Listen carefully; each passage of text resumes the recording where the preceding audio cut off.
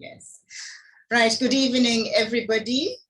My name is Esa Zanambasi, very passionate about what we do in Neolife, a company that has stood the test of time and has been here for 64 years now. They were the first company to go green. In other words, to give us products that do not harm the environment. And that's what I personally was looking for. And that's why I got started, because it made sense to me to be able to access the products anytime I needed them and at the best price too, because I decided I was going to use these products. Then the other thing I need you to know is that I have been trained as a medical doctor. I am a medical doctor by training. I'm passionate to see people healthy and well. And that's why I do this. This session is called Applied Neolife. We try to apply what we know and what we can work out and maybe what we have observed with what we've got here, so that it all makes sense to us. So that is what we are talking about today, environmental toxicity. Its effects on our health, the effect of exposure to radiation, toxic metals, and microorganisms. Right, I'll start at the beginning by discussing what it is and what it's important for.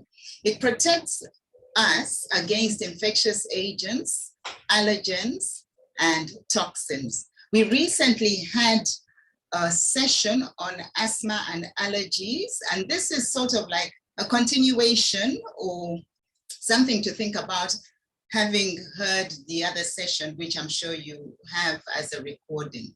So in the immune system, if there is any exposure to anything that will excite the immune system, let me use that word, excited, there is increased production of white blood cells and antibodies are also produced. This is a crucial system, and it is very, very important that it always works well, and it has to be alert at all times. Okay, that is crucial. We have mentioned several times in the past that about 70 or 80% of the entire immune system resides in our intestinal tract, our gut. That is key as well. But keep that thought in the back of your mind all the time. Just to also point out that it is very important that we keep our kidneys and liver working well. Why? Because they are important to rid the body of toxins. Now, where are environmental toxins found? Generally, you find them in all sorts of places, the things that we use on a day-to-day basis. With the growth of industrial agriculture, and this might perhaps ring a bell when we went through all those revolutions a couple of weeks ago. There's been an increased use of pesticides, herbicides, insecticides, fungicides, fumigants, fertilizers. Yes, that's a big one. And so the toxins actually seep into the soil and the water, and they are also emitted into the air. So ladies and gentlemen, when I say that we have toxins everywhere, I mean it. And then we have them as food additives, preservatives, artificial colorings, ripening agents. Yes, you know, no longer are fruit allowed to ripen on the plant because of the speed with which they need to get them to the market. So a lot of the food we eat that is grown commercially has to be ripened artificially. That's not a good thing, but hey, we need to eat, so we just have to do with what we get. And then waxes on fruits to make them look appetizing, to make the fruits look appetizing, and also to increase the shelf life. That is done to apples, for example. So therein lie those toxins as well. And then the things that we take home to use, our hairsprays, our lotions even, household cleaning products, obviously, cosmetics, disinfectants, bedding, carpets, furniture, and then mold. And then if you still know people who smoke cigarettes, tell them that that is very outdated. Nobody smokes anymore or should smoke anymore. Instead, we have adopted other equally bad habits, which we can discuss as we go along. So how does your body respond? How does my body respond? You know, you've seen all this before. Somebody who has watery eyes or tends to feel nauseated or gets diarrhea, or somebody who complains of ringing in the ears and they can't understand why, and they go get their ears checked, and until eventually they accept it, or they're told that it's because of their age, which could be true, because the older we get, the more likely we are to harbor toxins, basically because we've been around for a long time. Then stuffiness of the nose, yeah? A lot of people, and I've seen it again and again, people asking, what should I tell somebody who comes saying they've got sinus, okay? Asthma, bronchitis, arthritis, fatigue, headaches, eczema, depression, chronic flu-like illness. All those things eventually become normalized, yeah? And you live with it, or you get something to deal with the symptoms. And that is why I'm doing this session today, because this is something that is often taken quite lightly. We might know it somewhere in the recesses of our minds that, yes, toxins are a possibility, but we don't know the gravity of just how they could be affecting our health. So please keep the very real possibility of environmental toxicity top of mind. And when you're talking to your clients, also remember that, eh? Remember that. So ask the right questions to get answers that lead to appropriate advice and get real results. That is something I'm very big on. I don't like just throwing things at people for the sake of throwing things, because as we've pointed out again and again, unless somebody is willing to change what they are doing already, they won't see results. And then they can actually begin to resent you and say that you are taking their money. That's how our magnificent opportunity has got such a bad rap or bad press. So let us learn to ask the right questions and truly help people. So I just want to compare allergies and environmental toxicity. This is following on to the session we had on allergies and asthma. The symptoms are similar, but the mechanisms are different. And this is what I'm going to explain. Allergies are an overreaction of the immune system to a substance that we call an allergen. Whereas environmental toxicity, it is strictly not an immune system reaction, but direct poisoning of cells so that they no longer function normally. I'll go on. An allergic reaction or allergic reactions subside when the offending allergen ceases or is removed, or the person either moves themselves away or the thing is taken away from their environment. Then that allergic reaction will subside over time. Whereas environmental toxicity can persist long afterwards, depending on type of toxin and the extent of the damage.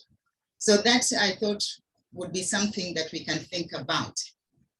So now I want us to think about these particular toxins. I'm not going to go through all of them, but just note these examples of environmental toxins: arsenic, cadmium, copper, Copper is a trace element that we need very little of. Then lead is a major issue. Mercury is highly toxic.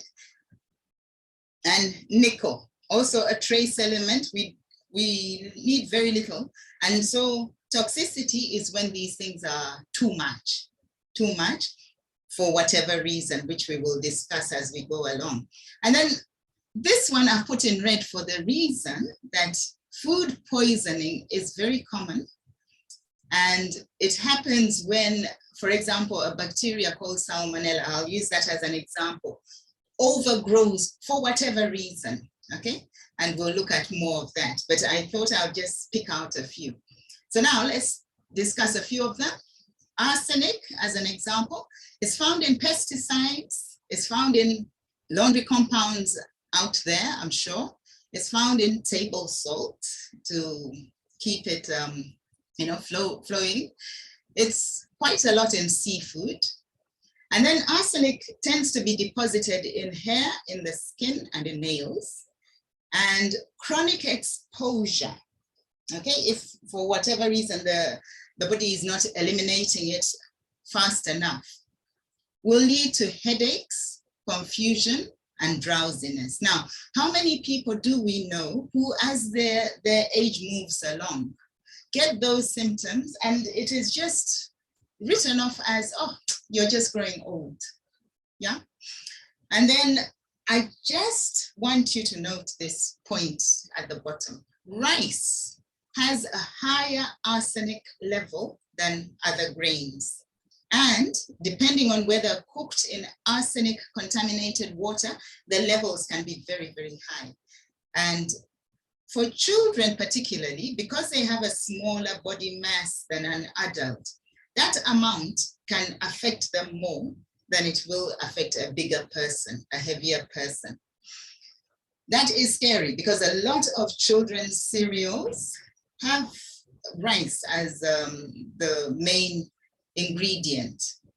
A lot of the, the foods that are used to wean children, the commercial ones. Then let's look at a bit of lead. Let's look a little bit at lead. This is highly toxic. It is cumulative. In other words, it accumulates in the body and it gets retained in the body. Now, we've had sessions where we've discussed the digestive system as recently as this last weekend. So if it is not excreted by the digestive system, if for whatever reason there's constipation, I think I may have belabored that point of constipation and how dangerous it can be to the body. Anyway, if it isn't excreted, it is reabsorbed directly into from the blood stream to tissues, and then it is stored. And lead tends to store in the bones of either human beings or even now the cattle that are being commercially raised. It can re-enter circulation in times of stress. Now, this is very important because we've all seen patients who are ill and in bed and have prolonged immobilization. Let's say they fracture a bone. It can also re-enter circulation from the bone during illness, during pregnancy. That's a stressor on the body. And ladies, as we grow older, yes, during menopause, that is also another stressor when they are things being mobilized within our bodies. Now, note this last point, lead has no known health benefits. It actually is a metabolic poison. It is not good for us. So this slide, I had fun as I was thinking about it. But here is a very good reason to use supplements, okay? The body happens to use the same mechanisms to absorb calcium as it would absorb lead. So if there is a deficiency of calcium, then environmental lead that is found all around, which is a poison, gets absorbed more. I think I should have written is absorbed more over there. Now, ladies and gentlemen, this is very important to note for children. We have to always remember our children. A lot of people think it's a grudge purchase to put their children onto supplements. It is not, right? Because once there's enough stuff on board for them, enough nutrients on board, the body's intelligence, and I always say that the cellular intelligence is such that it will take the good thing over what is not good, okay? Then the sources of lead poisoning, as an example, lead-based paints. That's always been a big one. Ceramic glazes, lead crystal glassware and dishes, petroleum, particularly in the old cars before unleaded became a thing, but there are still some cars that are old on the roads. And then water pipes, again in older houses. And then canned foods, the solder, the thing that is used to hold those cans together. Some of those metals might have lead in them. And so the lead leaches into the canned food. So it's another metal that is everywhere. So now let's look at mercury, very highly toxic. It too is cumulative. In other words, it builds up in the body. Unfortunately, it is found everywhere as well, found in soil, water, and in the food supply. Our grain and the seeds are treated with methyl mercury chloride bleaches, especially the commercial seeds that are all over these days. It's rare to find what we call heirloom seeds. I think we all ought to start looking for them, but that means we'll all have to be growing our own food, which is not always practicable. So mercury rather is found in everyday products such as cosmetics. I hope not so much now as it was in the 60s, the 70s and 80s.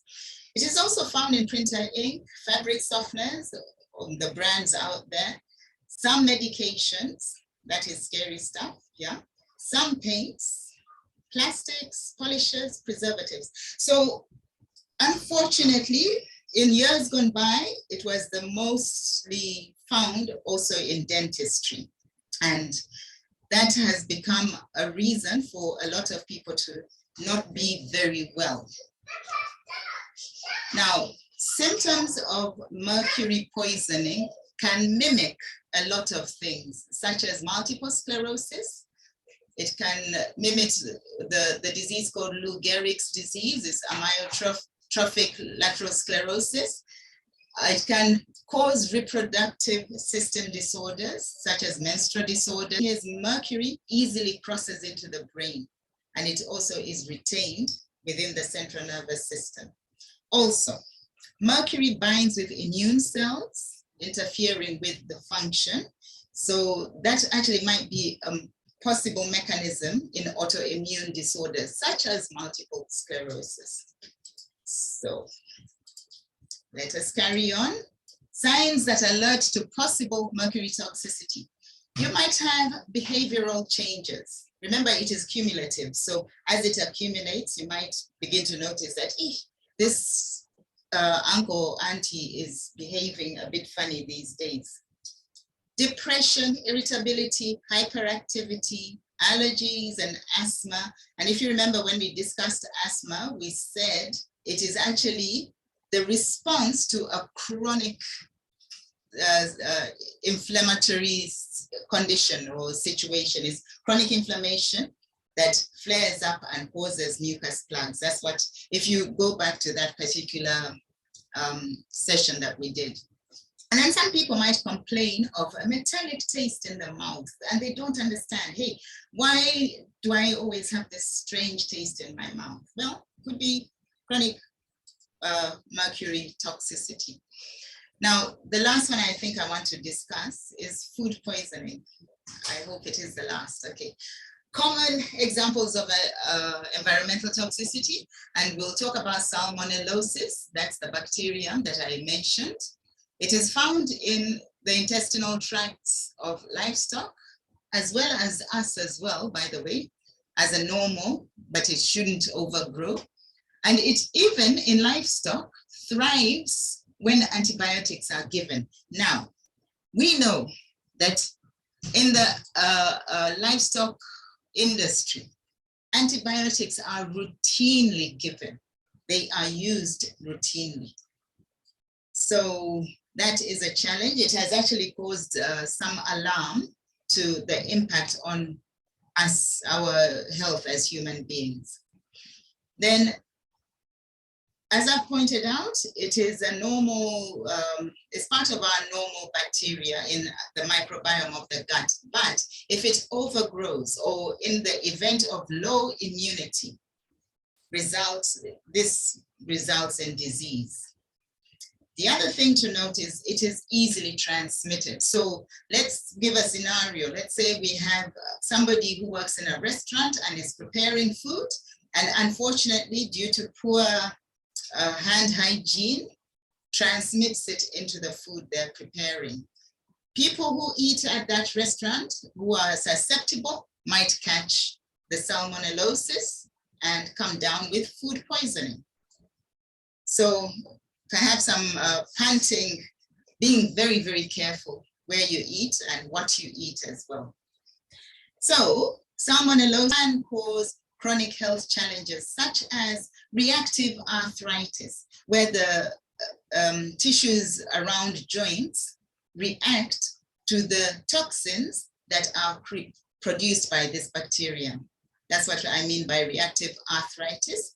And as a result of the body having to fight off this thing all the time, it can result in chronic immunodeficiency, because there's this fire that the immune system is always having to put out.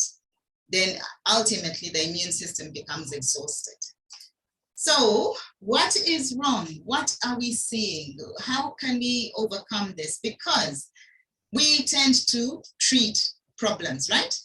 And we treat the symptoms, not the disease necessarily. And that's why I'm pleading with us to actually get down to the root causes of situations, because the more we use these things that might not be necessary, the more we actually add to our toxic burden.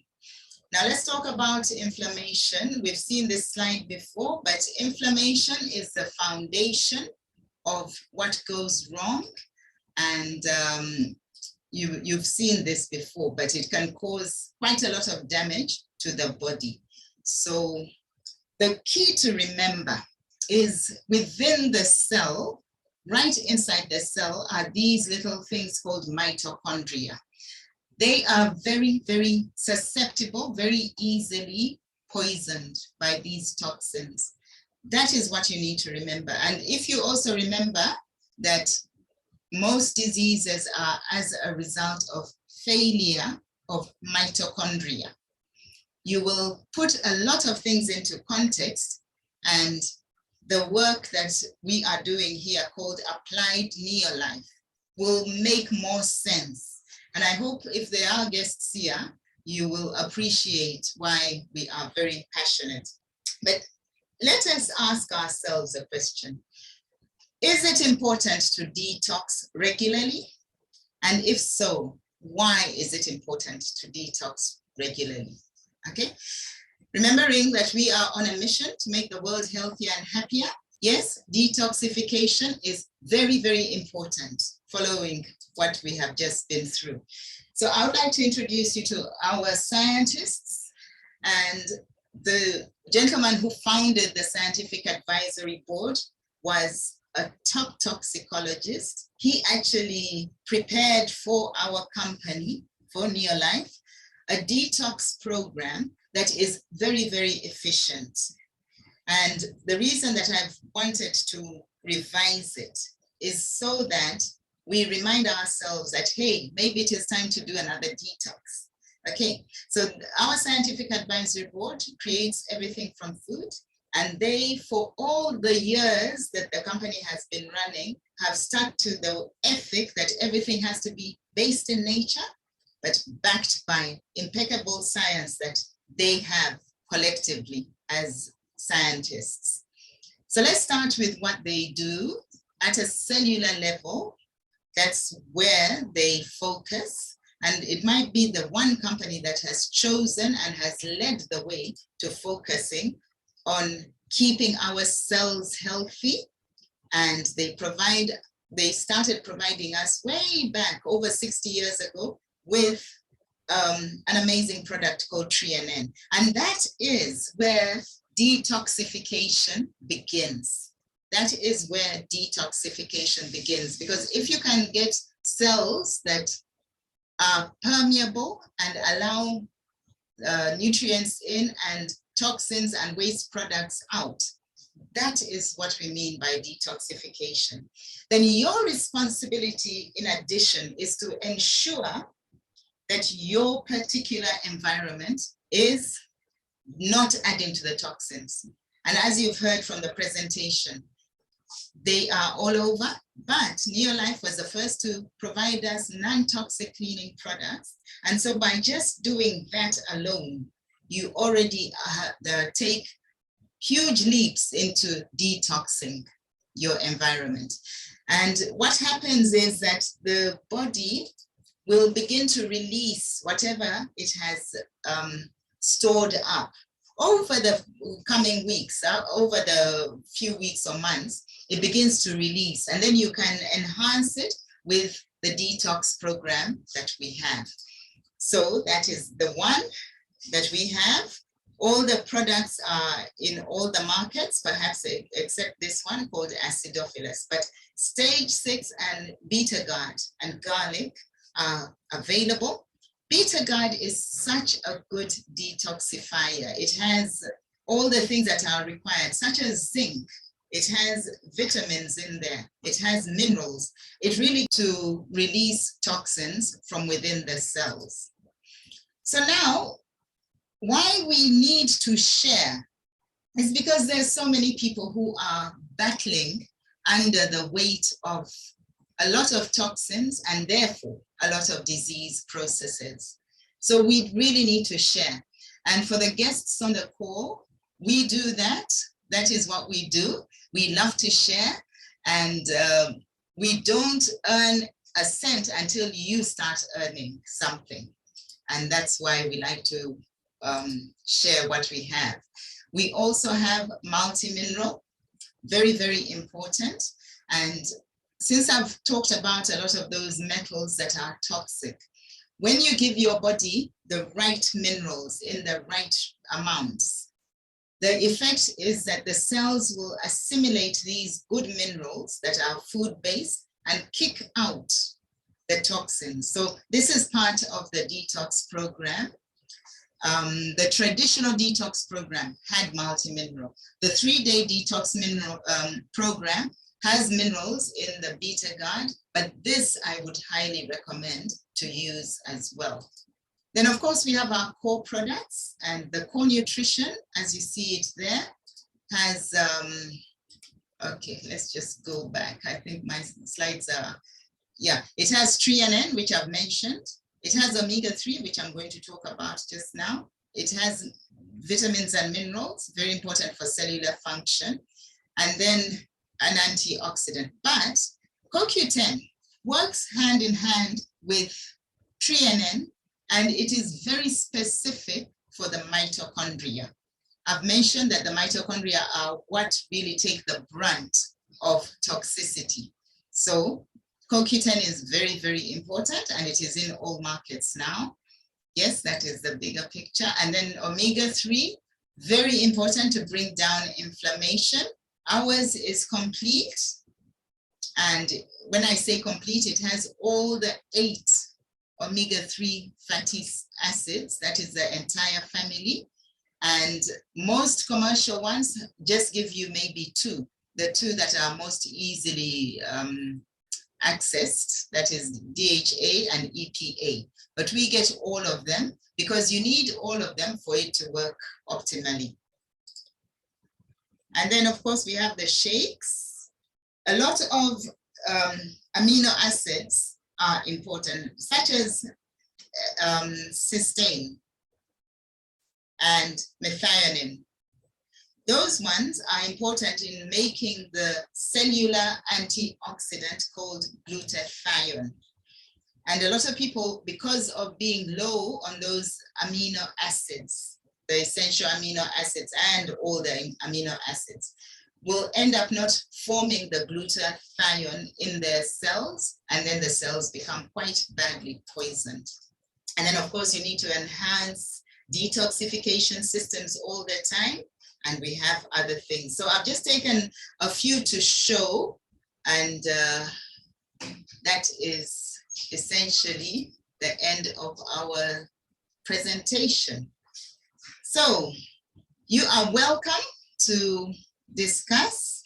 I like to open up to questions, comments, and if you want anything clarified, you are welcome. And to the guests, thank you for being here.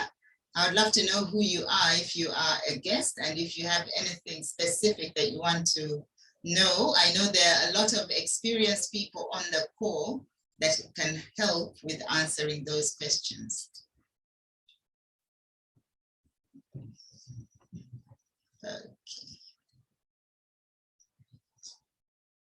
If there are any questions, but I will stop the recording, otherwise it carries on too long.